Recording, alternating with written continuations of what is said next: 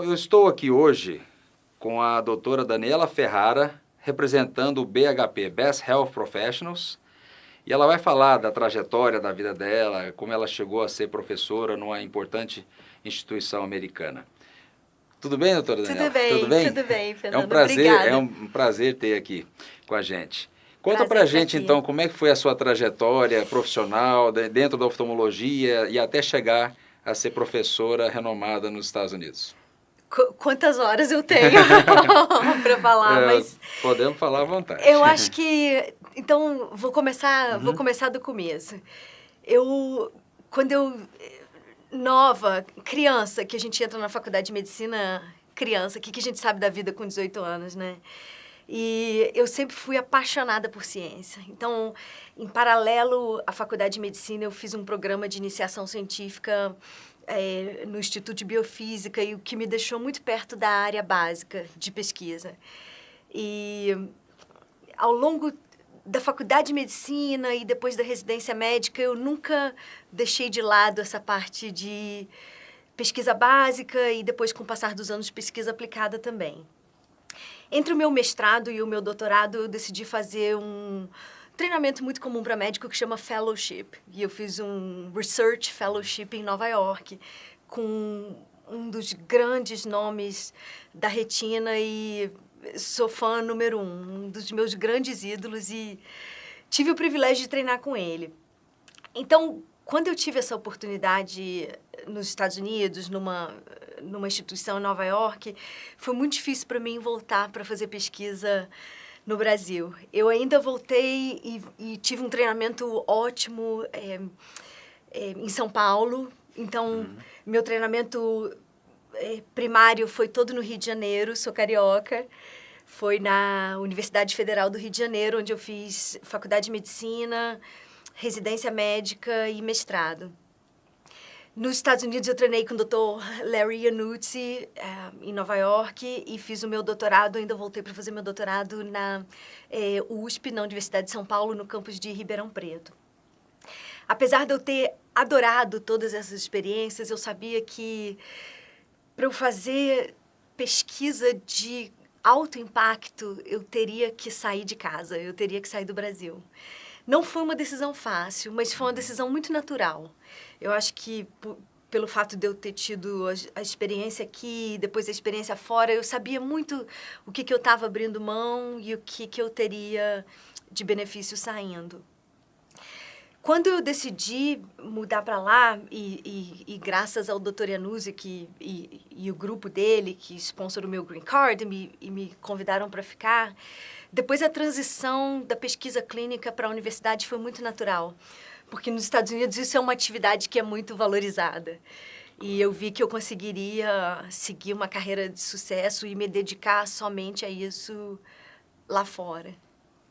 Eu acho que foi uma decisão, a decisão mais difícil foi parar de assistir paciente, que foi uma parte importante da minha carreira e muito gratificante, e o contato com o paciente é uma relação única, que eu sou muito agradecida, mas hoje eu gosto de pensar que, em vez de atender um paciente de cada vez, eu atendo milhares, incontáveis pacientes de cada vez. Através da difusão do seu conhecimento. E de pesquisa clínica e movendo a ciência para frente, né? Eu acho que eu tenho o privilégio de trabalhar em duas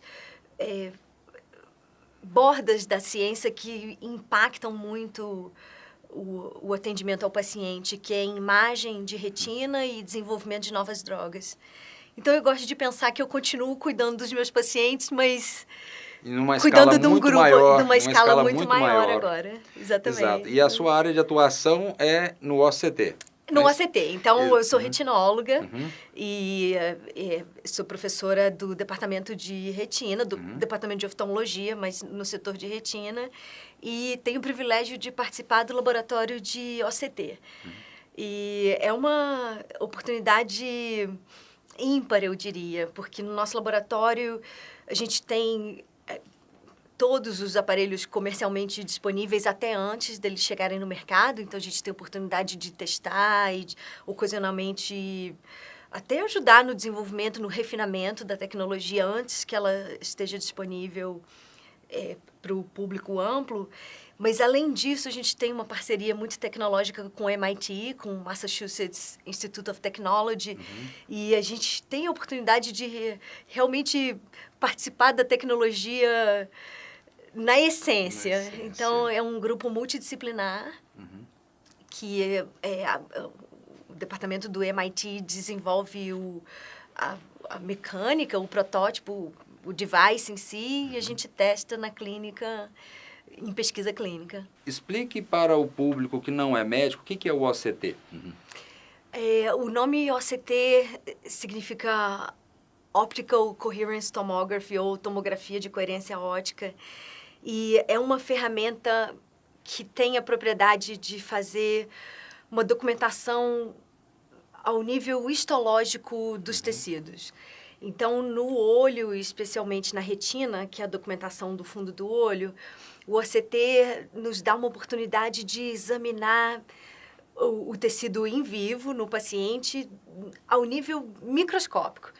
E, por causa dessa propriedade, alguns autores gostam de dizer que o OCT é uma histologia em vivo. Eu acho que é um termo que deve ser usado com reserva, porque é uma reconstrução óptica. Então, não é uma correspondência direta à histologia, mas ainda assim nos dá a ideia do poder do OCT, do nível de documentação e de detalhe que a gente consegue ver com o OCT. Muito bom.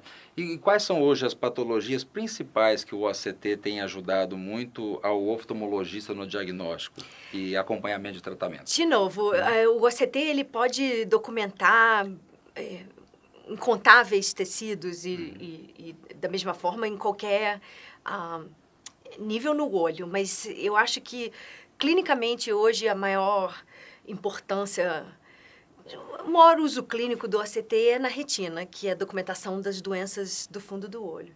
Então, todas as doenças de impacto clínico podem lançar mão do benefício da documentação do OCT. Na retina, eu citaria degeneração macular relacionada à idade, retinopatia diabética, que é uma grande causa de cegueira no Brasil. Para o glaucoma, o OCT tem uma função propedêutica muito importante também. E, virtualmente, qualquer doença da retina tem um benefício clínico de ser documentado com o OCT. Perfeito.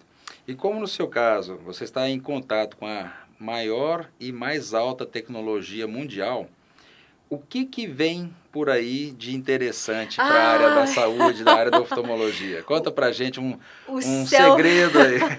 O céu é o limite. Realmente é. Eu acho que o que demora, você tem razão, que eu tenho o privilégio de estar muito ligada onde a tecnologia é desenvolvida muito antes dela chegar na aplicabilidade clínica. Então, entre o desenvolvimento de uma nova tecnologia até que ela venha a estar disponível no mercado para o uso mais amplo, vão-se 10 anos, talvez. E nem todas as tecnologias progridem até o final, até virarem comercialmente disponíveis, né? Então, eu acho que na universidade, na Tufts University em Boston, eu tenho a chance de ver realmente as tecnologias nascendo e de contribuir para refiná-las. Certamente, os grandes avanços na próxima década em documentação de retina, em imagem de retina, vão estar vinculadas de uma forma ou de outra ao OCT, a tomografia de coerência óptica. O OCT Angiography, ou angiografia por tomografia de coerência óptica, sem dúvida é o maior desenvolvimento atual para a retina. É uma tecnologia que ainda precisa ser muito melhorada, tanto no nível do hardware, da máquina que capta a imagem, quanto ao nível do software, que é o processamento digital da imagem depois de adquirida. Mas uma vez que essa tecnologia seja refinada e que a gente aprenda a transportar a informação clínica do OCT para a nossa prática clínica, a partir do momento que a gente tenha novos paradigmas terapêuticos usando o OCT Angiography, eu tenho certeza que vai ser uma tecnologia que vai realmente revolucionar o cuidado do paciente com doença de retina. Eu acho que vai nos ajudar a usar muito menos técnicas invasivas, como a angiografia tradicional, e vai nos trazer informações novas que a gente não tem com outros recursos de imagem. Quer dizer, a angiografia tradicional, ela ainda tem um papel importante, porque as nossas decisões terapêuticas são baseadas nela, mas a partir do momento que a gente tiver novos paradigmas terapêuticos, a gente tende a mover no futuro para o OCT Angiography como método de imagem primário. Em adição, além do OCT Angiography, tem várias outras novidades vindo no OCT. O OCT funcional, Adaptive Optics no OCT, que nos dá uma documentação, uma precisão e uma sensibilidade de imagem maior ainda do que o OCT standard. Então, tem muita novidade vindo. Várias dessas novas tecnologias vão parar na pesquisa, elas não vão ter uma aplicabilidade clínica tão direta, porque no dia a dia o clínico não vai depender daquele detalhamento de imagem para fazer julgamento clínico ou tomar decisões terapêuticas, mas, sem dúvida, para pesquisa clínica, as novas tecnologias vão ajudar demais. E uma outra pergunta agora que realmente é de interesse mundial, tanto do oftalmologista quanto do paciente que tem um problema, são as células-tronco.